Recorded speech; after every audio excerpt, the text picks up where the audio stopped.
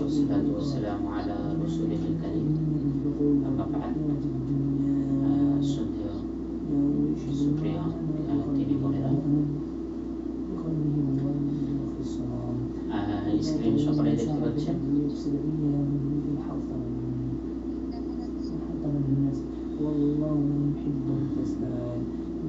আওয়াজ ক্লিয়ার শুনতে পাচ্ছেন?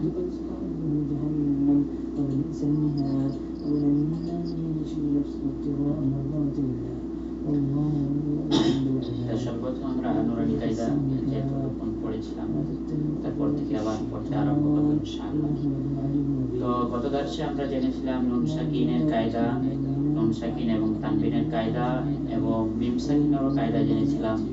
এমনকি এই যে আনা শব্দ রয়েছে, এখানে কোন জায়গায় টান হওয়া দরকার ছিল কিন্তু কোন কোন জায়গায় কোন আনা শব্দে টানবো না, সেটাও আমরা জেনেছিলাম।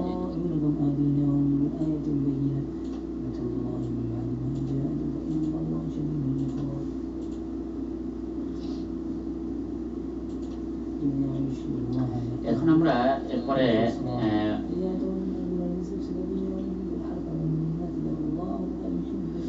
এখানে বলা হচ্ছে পাতলা তিনটি হরফ ক্ষেত্র বিশেষ পড়ার নিয়ম। পাতলা তিনটি হরফ পাতলা 22টি পাতলা হরফের মধ্যে থেকে তিনটি হরফের ক্ষেত্রে বিশেষ কখনো মোটা কখনো পাতলা করে পড়তে হয়। 22টি মোট অক্ষর, 22টি পাতলা অক্ষর রয়েছে, তার মধ্যে থেকে তিনটে বিশেষ অক্ষর এমন রয়েছে যেগুলো কখনো মোটা এবং কখনো পাতলা হয়ে থাকে। তার মধ্যে থেকে একটি হলো আলিফ, দ্বিতীয় হলো লাম, তৃতীয় হলো র। তো আলিফ পুর এবং বারিক এর বিবরণ।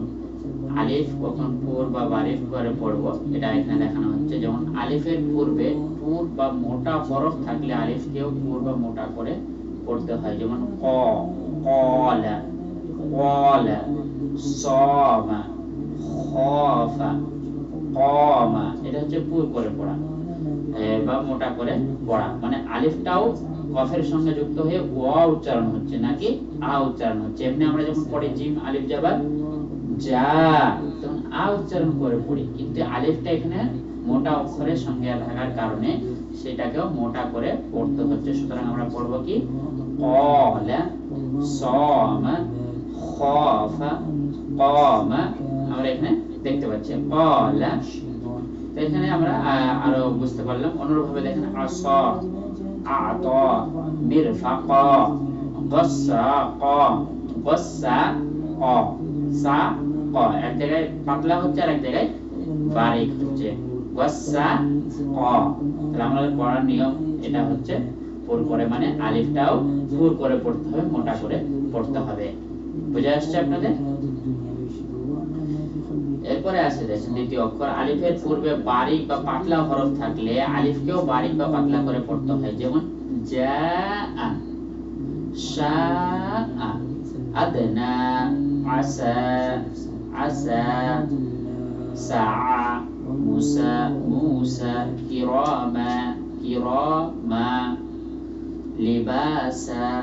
এখানে বুঝতে পারছি আপনারা এই জিনিসটা দেখে নেন। এখানে আমরা বলছি পাতলা করে কখন পড়বো আলিফকে, আমরা কখন পাতলা করে পড়বো, তখনই আমরা পাতলা করে পড়বো যখন সেটা কি হবে পাতলা অক্ষর পাশে আসবে।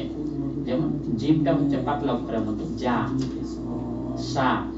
তাহলে মোটা অক্ষর কোনগুলো, যেমন ওয়া করে উচ্চারণ যেগুলো হচ্ছে, যেমন কফ, সদ, এগুলো হচ্ছে ওয়া ওয়া করে উচ্চারণ হচ্ছে। সুতরাং এগুলো হচ্ছে মোটা অক্ষর। বুঝতে পেরেছেন? এবার দেখেন লামকে কখন পুর করব। গতকালকে কেউ আপনাদের মধ্যে বলছিলেন বা গত দর্শের মধ্যে যে আল্লাহ লামের পড়ার কায়দা কি, সেটা কি? এখানে দেখেন আল্লাহ লামের কায়দাটা চলে এসেছে। লাম হরফ পুর এবং বারিক এর বিবরণ। লাম হরফ পুর এবং বারিকের বিবরণ, মানে এই লামকে কখন আমরা পুর করে পড়ব, কখন বারিক করে পড়ব।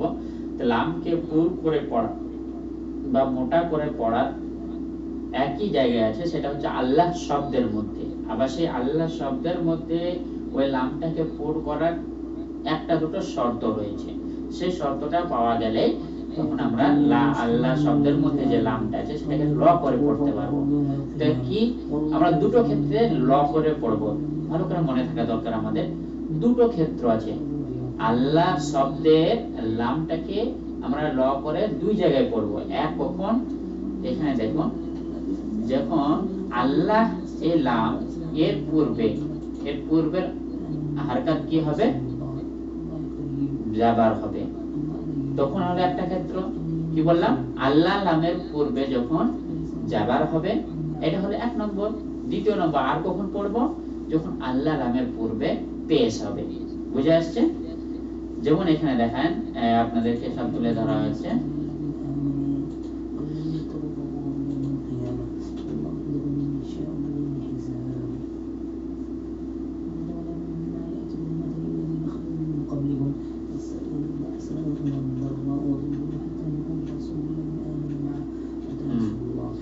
যেমন দেখেন, আল্লাহ লাম শব্দের লামের ডানে মানে আপনারা ডানে বানে যদি মুখস্থ না থাকে, সবসময় সিম্পল ভাষায় মনে রাখবেন, তার আগে আল্লাহ লামের পূর্বে আগে জবর অথবা পেশ থাকলে আল্লাহ লাম শব্দকে বা আল্লাহ শব্দের লামকে আমরা মোটা বা পুর করে পড়বো, মোটা বা পুর করে পড়বো। বুঝতে পেরেছেন? আল্লাহ লামের পূর্বে, ডানে মানে পূর্বে, আগে কি থাকবে, যখন পেশ বা জাবার থাকবে তখন আমরা পুর করে পড়বো। যেমন আছে দেখুন, এখানে দেখাচ্ছে আল্লাহ, এখানে আল্লাহ লাম কোনটা বলেন তো? এই যে মাঝখানে যে লামটা আমরা দেখতে পাচ্ছি, ধরেন এটা হচ্ছে আল্লাহ লাম। এখানে আমি যদি আপনাদেরকে লিখে দেখাই,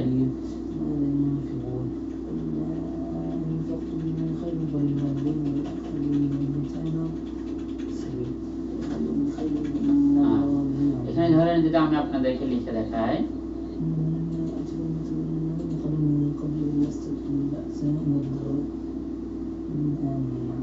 আল্লাহ, দেখেন দেখতে পাচ্ছেন আল্লাহ,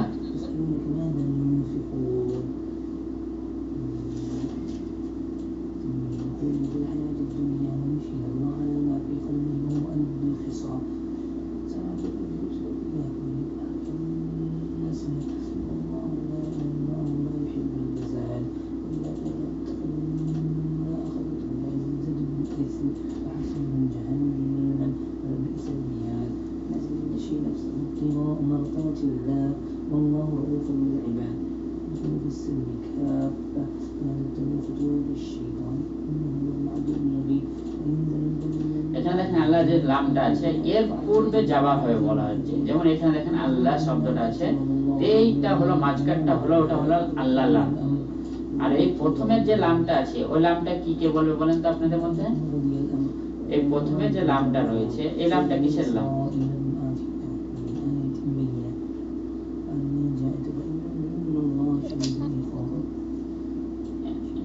হ্যাঁ, তো ওটা কিসের লাম? এই যে প্রথমে যে লামটা দেখেন, আমি দেখুন দেখাচ্ছি, এই দেখেন ভালো করে কালার চেঞ্জ করে দেখাই। এই যে প্রথমে লামটা এলো, ধরেন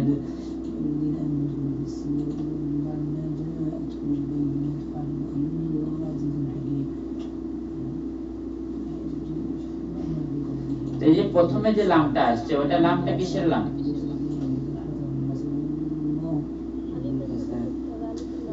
ওটা হচ্ছে আল, ওটা হচ্ছে আমরা মারিফার লাম, ওটা হচ্ছে মারিফার লাম। যেমন আমরা পড়ে থাকি আল বাইত, বাড়িটি, আর রাজুলু, মানুষটি বা পুরুষটি, আল বিন্তু, ওই মারিফার লাম হচ্ছে প্রথমে ওটা। আর আসলে আল্লাহ শব্দের যেটা লাম ওটা আসলে কি মাঝখানে যেটা হচ্ছে ওটা হচ্ছে আসলে আল্লাহ শব্দের লাম। বুঝতে পেরেছেন?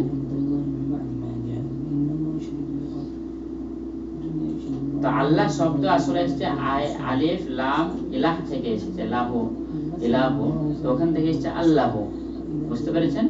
তো ওখান থেকে যেহেতু এটা এসেছে, এটা আমরা এই লামটার কথা বলা হচ্ছে না। কোন লামটার কথা বলা হচ্ছে? যে লামটাতে তাসদীদ আছে। তো সেই লামটার পূর্বে যখন কি থাকবে, জবর অথবা পেশ থাকবে, তখন আমরা কি পড়ব? সেই লামটাকে ল করে পড়ব। যেমন এখানে দেখেন, এই দেখেন এটা লাম, আল্লাহ লামের মাঝখানে লাম দেখতে পাচ্ছেন, তার আগে দেখেন পেশ আছে, দেখতে পাচ্ছেন তার আগে পেশ আছে। সুতরাং আমরা এখানে কি করে পড়ব? লাহু লাহু পড়বো না, লাহু কেন পড়বো? কারণ এর পূর্বে যেটা আছে, যেটা হারকাত, সেটা হলো কি পেশ। বুঝতে পেরেছেন? অনুরূপভাবে এখানে দেখেন আল্লাহু, এখানে এই লামের পূর্বে যে হারকাতটা রয়েছে সেটা কি রয়েছে? জবর। জবর র থাকার কারণে এখানে আমরা এটাকে পুর করে পড়বো। অনুরূপভাবে দেখেন বাইনাকুমুল্লাহু, এখানে কি রয়েছে? পেশ রয়েছে আল্লাহ লামের পূর্বে। বুঝতে পেরেছেন? এবার যদি পেশ বা জবর না থাকে তাহলে কি করে পড়বো? যদি শুধু জের হয় তাহলে আমরা বারিক করে পড়বো বা পাতলা করে পড়বো। যেমন ভাবে আমরা পড়ে থাকি, যেমন লিল্লাহি, লিল্লাহি, লিল্লাহি, যেমন আমরা ধরুন পড়েন লিল,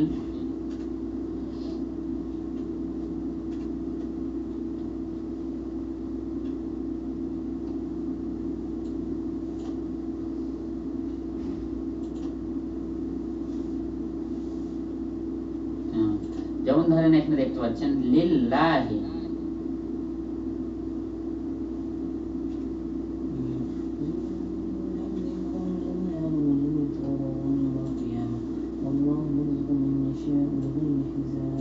দেখেন লিল্লাহি, এখানে যে লামটা আছে তার পূর্বে জের থাকার কারণে আমরা কি পড়বো? লিল্লাহি, এখানে বারিক করে পড়বো। বুঝতে পেরেছেন? এখানে দেখেন আপনাদের উদাহরণ দেওয়া হয়েছে অনেক, যেমন লিল্লাহি বিল্লাহি, কুলিল্লাহুম্মা, কুলিল্লাহুম্মা। এখানে বারিক করে পড়ার কারণ কি? কারণ এই লামের পূর্বে দেখেন জের আছে, এই লামের পূর্বে জের আছে, এই লামের পূর্বে জের আছে। তাহলে বিষয়টা ক্লিয়ার? আল্লাহ লামকে কখন বারিক করে পড়বো, কখন পুর করে পড়বো, ক্লিয়ার হয়েছে সকলের কাছে? সকলে বুঝতে পেরেছেন? কারোর সমস্যা আছে আর?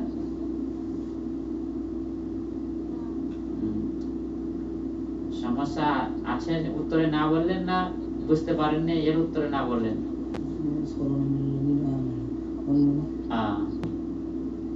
এবার আসি র হরফকে কখন আমরা বারিক করে পড়বো, কখন পুর করে পড়বো। আপনাদের মধ্যে অনেকেরও এটা প্রশ্ন জাগছিল যে রটা কখন র পড়বো, কখন রা পড়বো, এটা প্রশ্ন জাগছিল, তাই তো?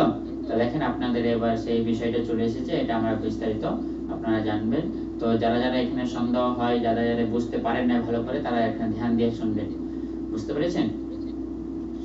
তো র হরফে জবর কিংবা পেশ থাকলে উক্ত র কে পুর করে পড়বো। তাহলে কি বললাম? কায়দা কি? র কে পুর করে পড়ার কায়দা কি? র অক্ষরের উপরে জবর কিংবা পেশ থাকবে, তাহলে র কে আমরা কি করে পড়বো? পুর করে পড়বো। বুঝতে পেরেছেন? এটা হলো সিম্পল কায়দা। ভালো করে আরেকবার বুঝে নেন। র এর উপরে যদি জবর কিংবা পেশ থাকে, জবর কিংবা পেশ থাকে, আমরা সেটাকে কি পড়বো? পুর করে পড়বো বা মোটা করে পড়বো। যেমন এখানে দেখানো হচ্ছে রব্বুকা, এখানে আমরা রাব্বুকা পড়বো না, কি পড়বো? রব্বুকা।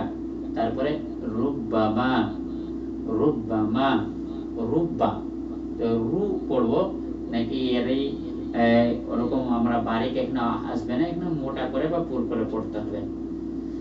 তাহলে বোঝা গেল র পুর করা। এবার দেখেন আরো কিছু কায়দা আছে র কে পুর করা। দ্বিতীয় নম্বর হলো র হরফ সাকিন, মানে র হরফটা এবার সাকিন হয়ে থাকলো, তার ডানের হরফে জবর কিংবা পেশ থাকলে উক্ত র কে পুর করে পড়তে হবে। কখন? এবার মানে র এর উপরে যদি সাকিন থাকে তাহলে রটা কিভাবে পড়বেন?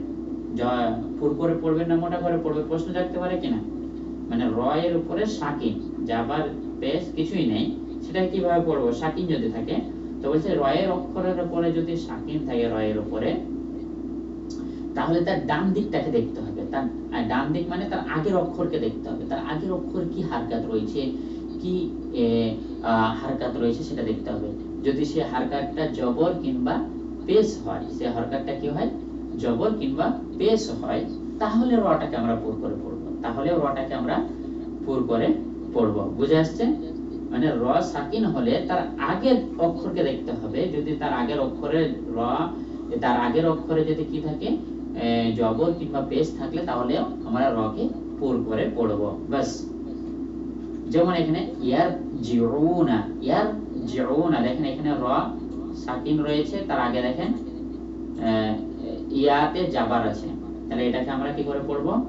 ইয়ার না পড়বো না, ইয়ারু, ইয়ার এরকম পড়বো না, কি পড়বো? ইয়ারু, ইয়ারু জিউনা, উর, উর কিসু, উর কিসু, উর কিসু, তাহলে কখন পড়বো? র সাকিন এবং তার আগে জবর কিংবা পেশ থাকলে, বুঝে আসছে?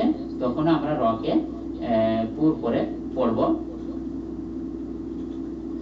এবার দেখেন র হরফে সাকিন অবস্থায় একটা ডানের হরফে কাসরায় আরজি থাকলে উক্ত র কে পুর করে পড়বো। এখানে ভালো করে একটু বোঝার ফ্যাক্ট আছে যে র সাকিন কিন্তু তার আগে যেটা জের আছে, কাসরা মানে জের, তো কাসরা আছে সেটা যদি আরজি হয়, আরজি জের মানে যেটা ও আসল জের নয়, ওটা মানে পড়ার জন্য বা কোনো কিছু সাময়িক ভাবে সেই জেরটাকে নিয়ে আসা হয়েছে, এটা আসল জের নয়, তাহলে সেই জেরকেও সেখানেও আমরা রটাকে পুর করে পড়বো।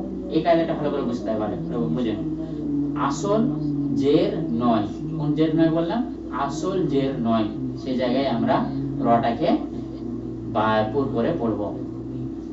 বাদ বাকি যত জায়গা আছে রয়ের নিচে জের থাকলে বা র সাকিন তার আগে জের থাকলে রটাকে বারিক করে পড়তে হয়, কিন্তু র সাকিন তার পূর্বে জের থাকলে কখন রটাকে আমরা পুর করে পড়বো? যখন রটা জেরটা কি হবে?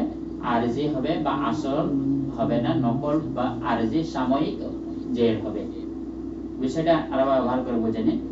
মানে র সাকিন তার আগে জের আছে, কিন্তু সেই জেরটা কি মানে ওই অক্ষরের জের নয়, আগের হরফের যেটা আছে ওটা ওর অ্যাকচুয়ালি ওই হারকাতটা নয়, বুঝতে পেরেছেন? ওটা এমনি নিয়ে আসা হয়েছে পড়ার জন্য।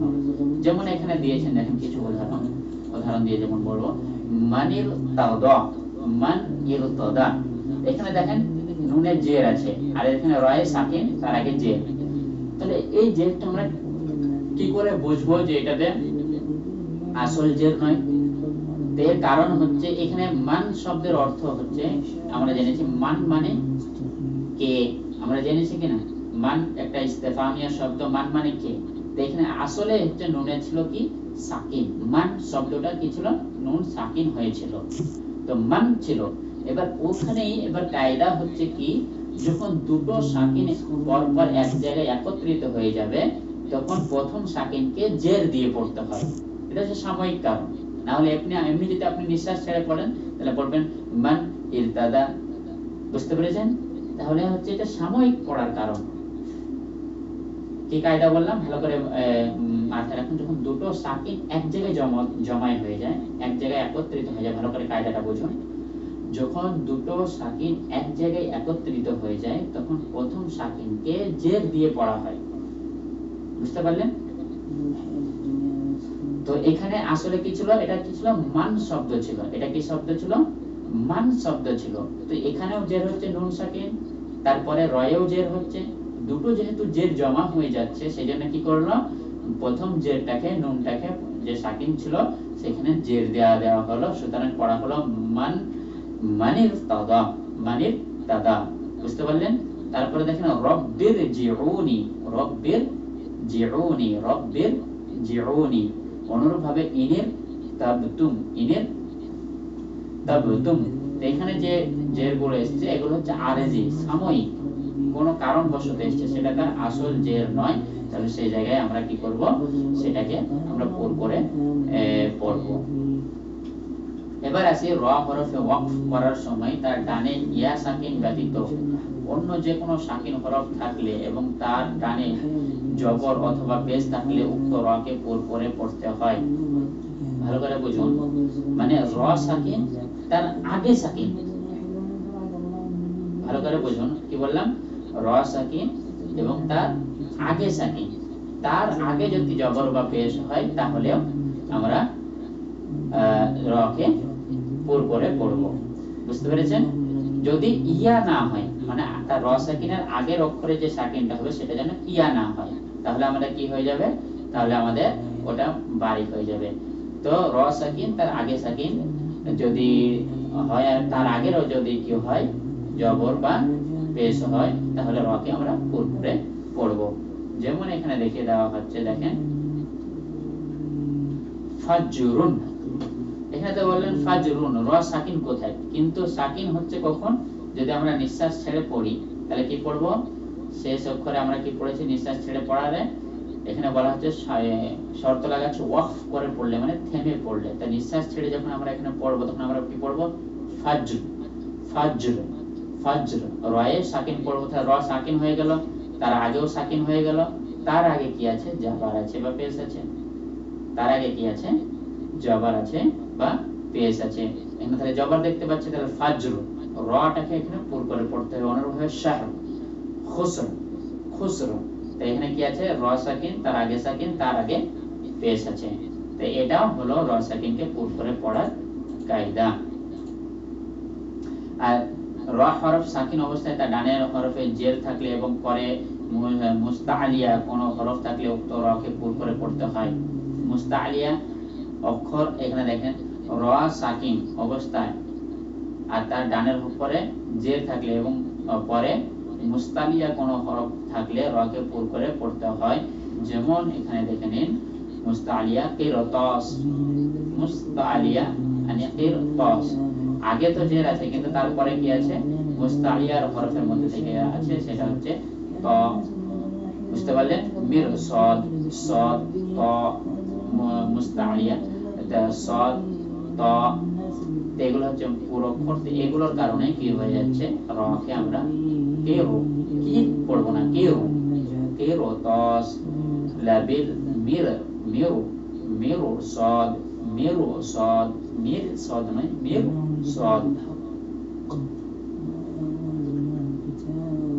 র হরফে তাজদীদ অবস্থায় এক জবর এক পেশ, দুই জবর কিংবা দুই পেশ থাকলে তার পূর্বে কোনো হরকত না হরকত থাকুক না কেন উক্ত রকে পুর করে পড়তে হয়। হরফ কি বলছে, র হরফে তাজদীদ অবস্থায় এক জবর এক পেশ বা দুই জবর কিংবা দুই পেশ থাকলে তার পূর্বে যে কোনো হরকত থাকুক না কেন উক্ত রকে পুর করে পড়ব।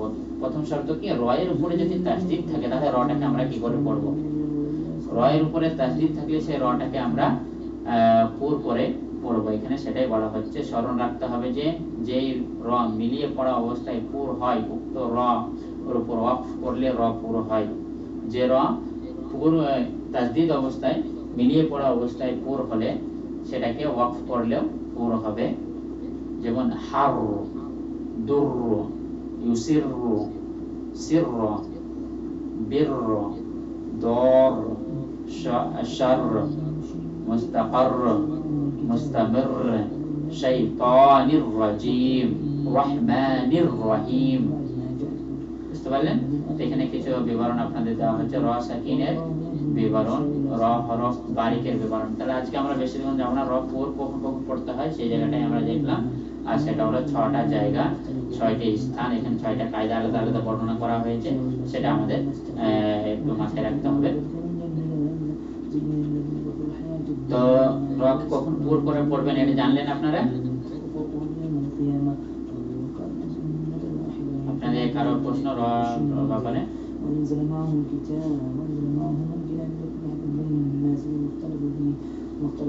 আপনারা সকলে বুঝতে পেরেছেন র সাকিনের কায়দাটা?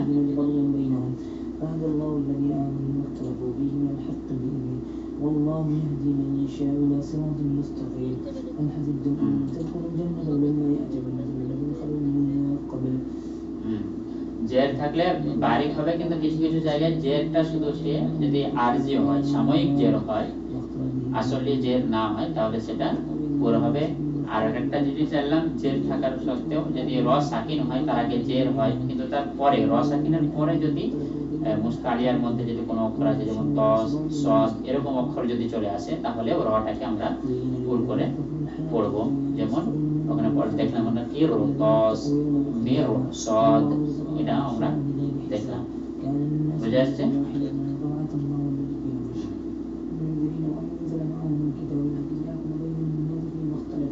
তো এই বিষয়ে আপনাদের কারো কোনো প্রশ্ন?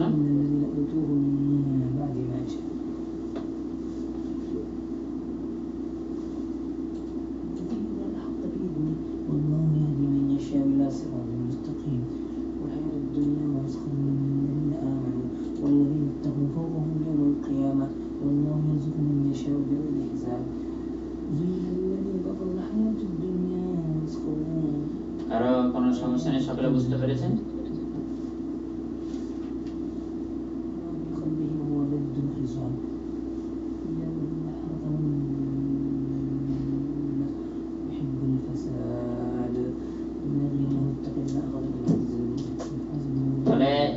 নিয়মিতের পড়াগুলোই আপনারা পড়ে আসবেন সব। আর এখনো আজকে অনেকে এখনো আসে নাই, তো 4-5 জন মানুষ এখনো জয়েন হতে পারে নাই।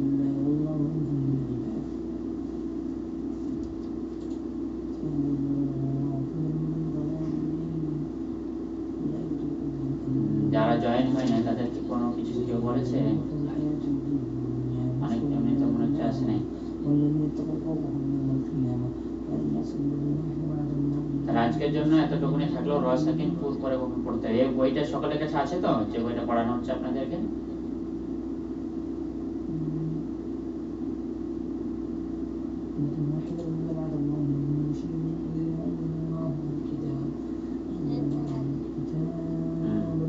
তো এটা নিয়মিত আপনারা সকলে পড়েন তো?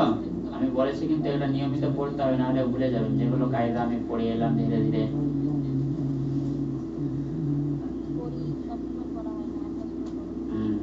তো নিয়মিত ভাবে পড়বেন, তাহলেই উপকৃত হবেন। না হলে পড়া হচ্ছে ইলমের ব্যাপারে সালফে সালেহিনগণ বলে থাকেন, বা যেটা বলেন ইলম কি, ইলম হলো উটের ন্যায়।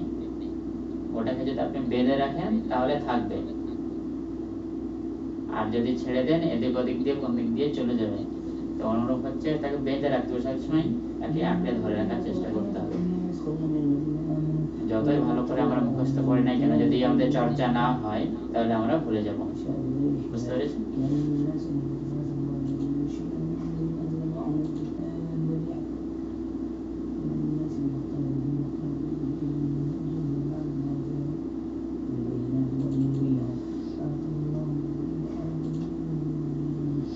এবার আমরা আরবি ব্যাকরণগত কিছু পড়া হালকাভাবে শিখবো আমরা ইনশাআল্লাহ কিছুক্ষণ। তারপরে আজকে ক্লাসে আজকে দার্স শুরু করব ইনশাআল্লাহ।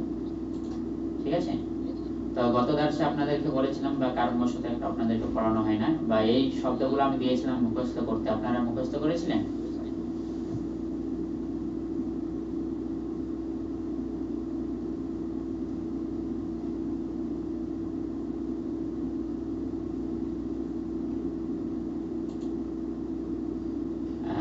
এই শব্দগুলো যদি মুখস্থ না থাকে, আমি এখনই মুখস্থ করিয়ে দিচ্ছি, তারপরে আমি এগুলোকে আবার পড়াটা কিভাবে কায়দা আসছে সে কায়দা হিসাবে তখন শিখিয়ে দেবো। আগে আমাদের কি করবে, এই শব্দগুলো মুখস্থ করে নিতে হবে। ইন্দা, আপনারা বলুন সকলে, আপনারা মাইক অফ থাক, কোনো অসুবিধা নেই, তবে নিজে নিজে পড়ুন।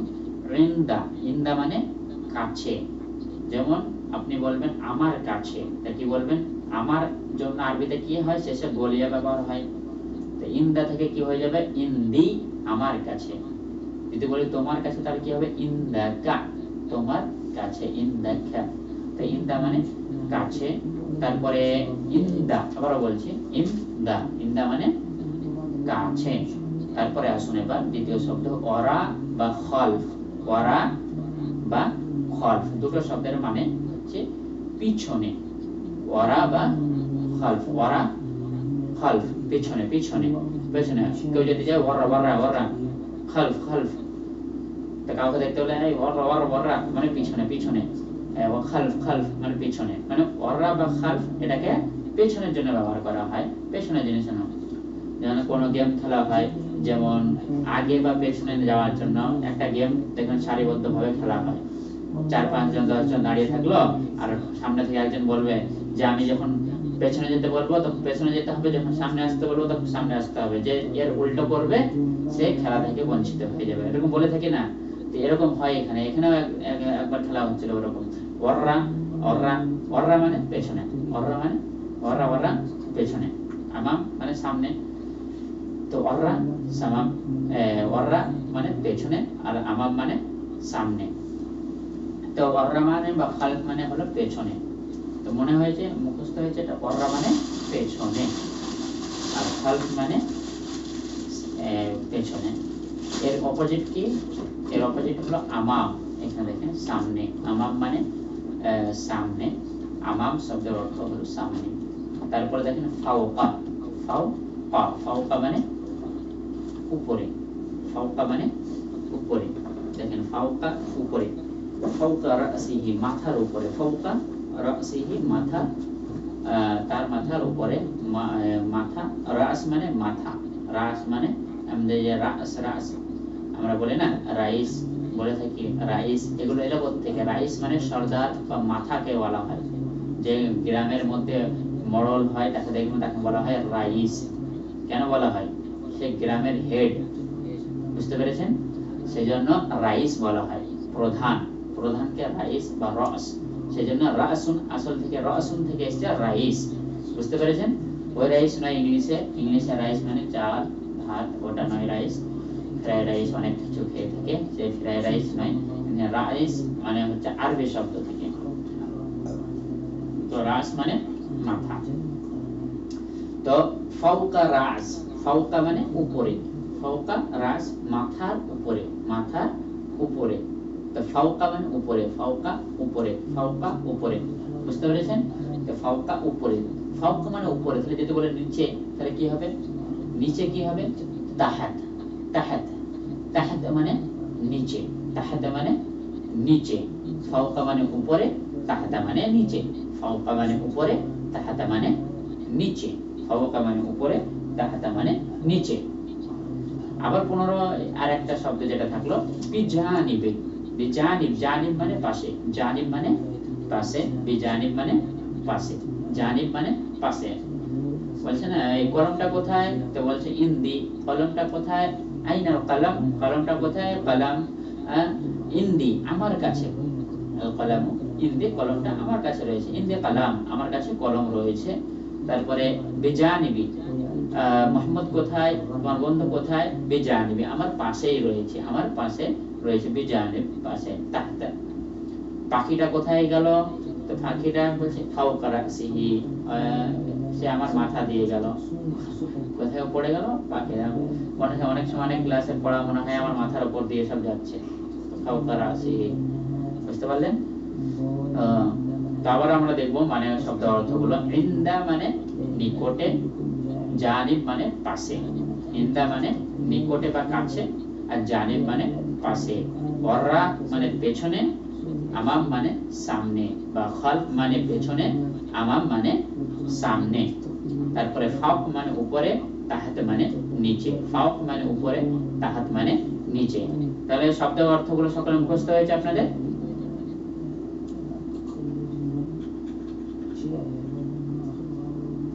আমি জিজ্ঞেস করবো এবার, আমি অর্থগুলো একবার জিজ্ঞেস করে নি, এক এক করে বলবেন। কে বলবেন প্রথমে? আপনি বলুন। নিচে এর আরবি কি হবে?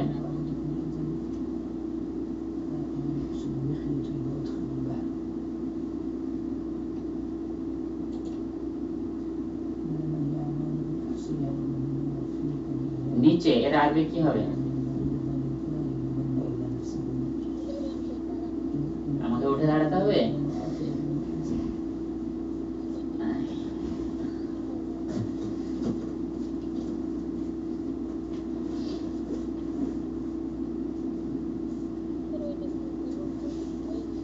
নিচে, নিচে দেখেন, আমি নিচে, নিচে আমি দেখিয়ে দিচ্ছি।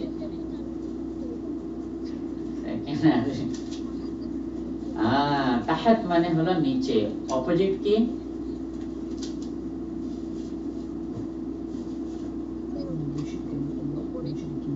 বাংলাতে হলো, আরবিতে ফাওকা মানে উপরে, ফাওকা মানে উপরে। আরেকটা বলেন তাহলে দেখি। ওয়ারা, ওয়ারা মানে, ওয়ারা মানে পেছনে, অপোজিট আরবি, আরবি আমাম মানে সামনে। আর দুটো অক্ষর বাকি থাকলো, পাশে।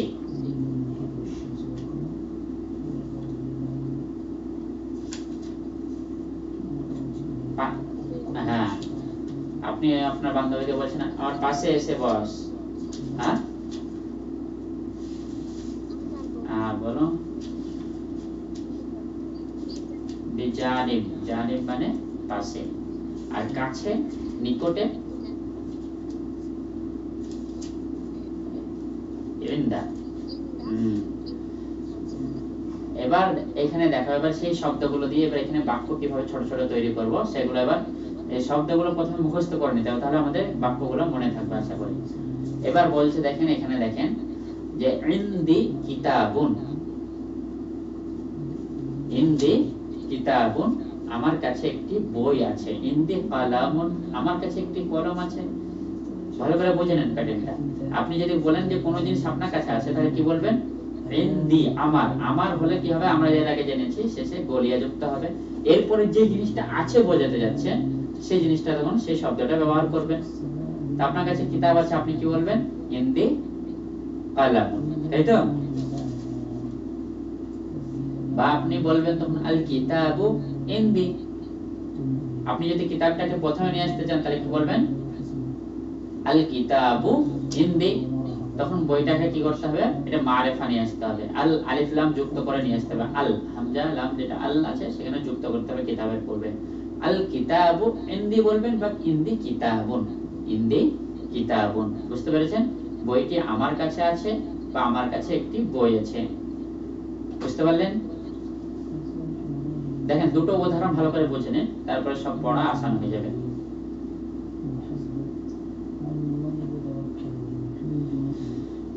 ভালো করে বুঝে নেন। তরজমা কি হলো? ইনদি কিতাবুন মানে আমার কাছে একটি বই আছে। তরজমাটা কি হচ্ছে? যখন বলছি ইনদি কিতাবুন আমার কাছে, মানে কিতাবটা যখন পরে আসছে আর নাকেরা হয়ে আসছে তখন কি বলা হচ্ছে? আমার কাছে একটি বই আছে। আর যখন কিতাবটা প্রথমে আসছে তখন সেটা নাকেরা থাকলে সেটাকে মারিফা করতে হবে আগে। নাকেরা থাকলে মারিফা করতে হবে আল কিতাবু ইনদি। বুঝতে পেরেছেন? তাহলে এবার এখানে দেখেন, তা আপনাদের মধ্যে কে আছে এটা তরজমা করুন বলেন তো? যে শব্দের অর্থ যেটা জানেন না সেটা আমাকে জিজ্ঞেস করুন, বলে দেবো, কিন্তু তরজমা করতে হবে এবার উপরে ওই প্যাটার্ন গুলো দেখে দেখে।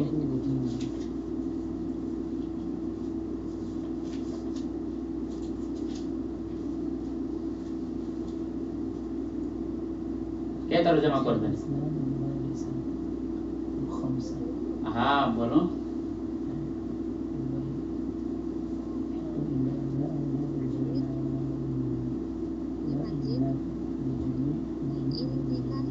ইন দাকা, ইন দাকা দেখে দেখে।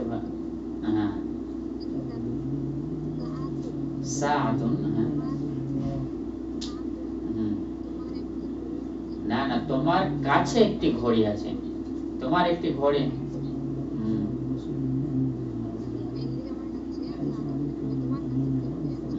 তারপরে ভালো করে পড়ো। আবার এখানে আল শব্দটা কিসের জন্য রয়েছে?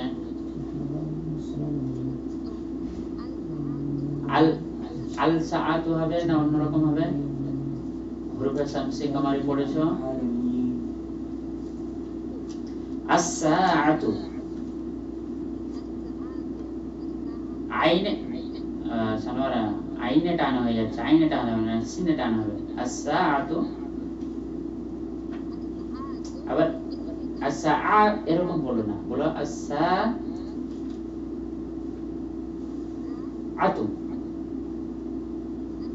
আস-সাআতু। হ্যাঁ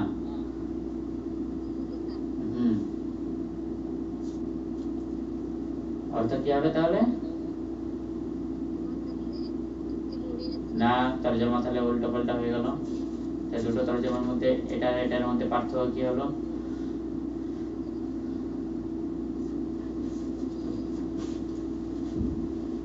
উপরে তো আমি দেখিয়ে দিয়েছি ডেমো। এই ডেমো দেখে দেখে তুমি তরজমা করো, কোনো শব্দের অর্থ না জানা থাকলে জিজ্ঞেস করো, বাস। যখন আমরা অঙ্ক করি তখন আমাদেরকে সব অঙ্ক আমাদেরকে শিক্ষক করিয়ে দেয় না, একটা দুটো ডেমো দেখিয়ে দেয়, তারপরে বলে যে এই প্যাটার্নে সব অঙ্ক, তাই তো? সাথে সাথে সাথে আসছে কেন? কাছে বলো, ঘড়িটি তোমার কাছে। তারপরে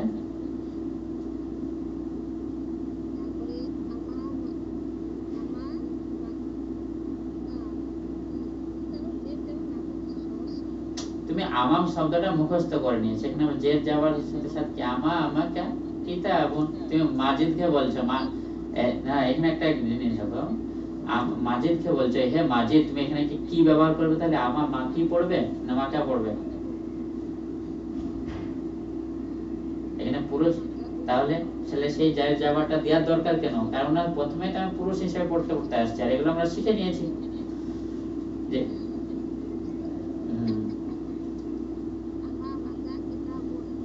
হ্যাঁ, তাহলে অর্থ কি হলো?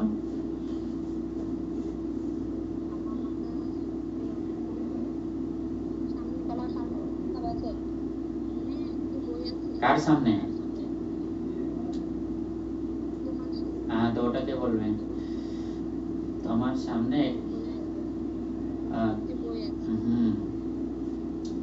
আর অন্যকে তর্জমা করবেন?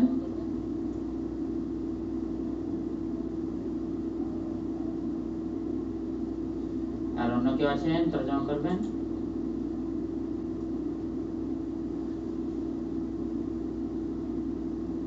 সানোয়ারাই করো, আর অন্য কেউ করবে না।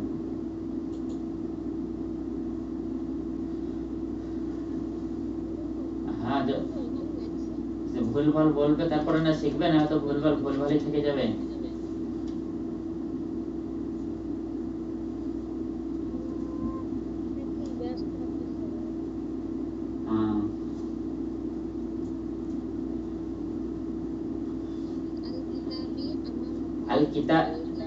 আল কিতাবি কেন হলো?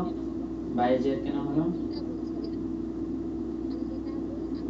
আবার এখানে আল কিতাবুন কেন হলো?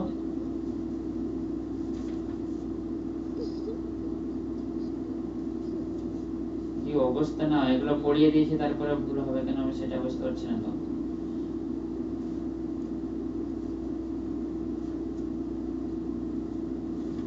আমরা কি বলেছিলাম তোমাদেরকে, শিখিয়ে দিয়েছিলাম কি তানবিন কখন আসে না? তানবিন কখন আসবে না? তার জন্য তিনটে কারণ বলেছিলাম। এক, তার মধ্যে থেকে হচ্ছে আল শব্দটা যখনই ব্যবহার হবে, এখানে আল কিতাবু পড়ছো, তারপর তানবিন আসছে কেন? তানবিন আর আল শব্দ দুটো কখনো এক জায়গায় জমা হবে না।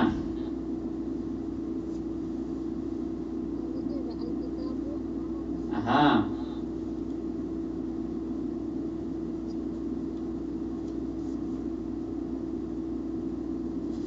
তাহলে অর্থ কি দাঁড়াচ্ছে?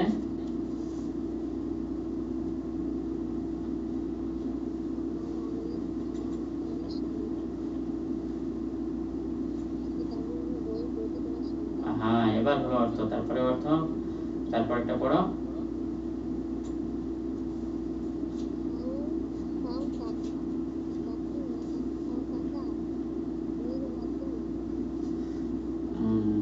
ফাওকাকা মিরওয়াহাতুন, মিরওয়াহাতুন।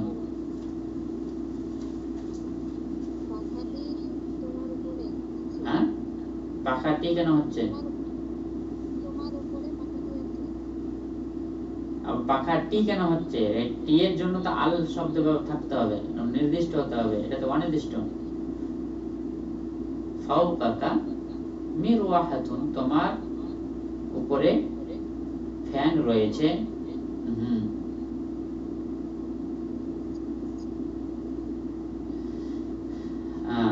তাহলে এখানে দেখেন আপনাদের, এবার কালকে এটা পড়ে আসবেন সকলে, যে এর পাশে দেখেন কিছু কিছু অর্থ রয়েছে, এগুলো এখানে দেখেন।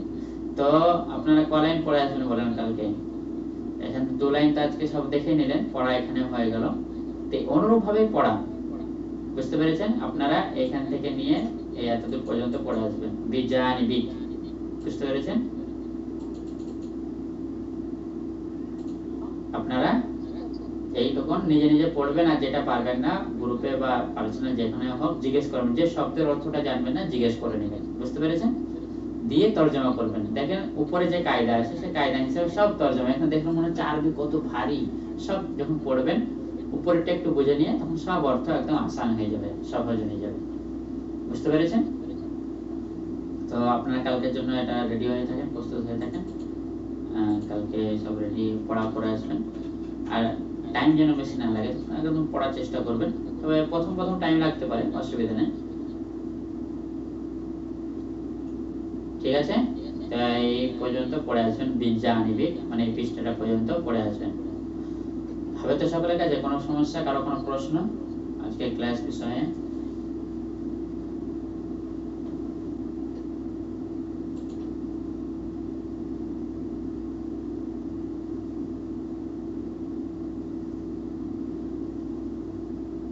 ঠিক আছে, তাহলে সকলে পড়ে আসবেন। শুকরান, জাযাকুমুল্লাহ।